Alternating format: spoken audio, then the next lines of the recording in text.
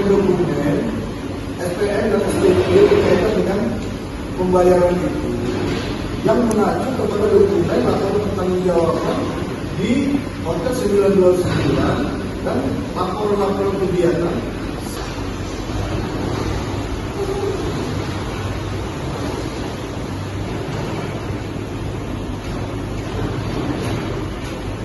Yang berdasarkan sebagai ekonomi kesehatan kehidupan sudah hari Senin tanggal 13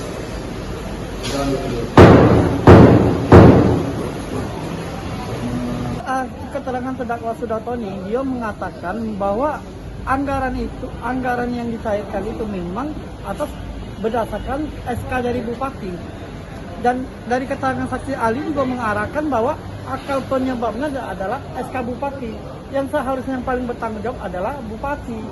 Bupati kala itu ya? Iya, Bupati kala pada saat itu.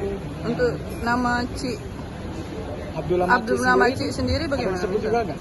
Di dalam Abdullah Maci itu tidak disebut, cuman di dalam MOU itu antara Abdullah Maci dengan pihak Hotel 929. Oke, berarti ada MOU antara Abdullah Maci dengan pihak hotel ya? Ada, dari keterangan terdakwa juga menyatakan bahwa itu memang tanda tangan Abdullah Maci pada saat itu PLT Sekda. Oke, berarti Abdullah Maci ini menjalankan perintah Bupati, begitu misalkan?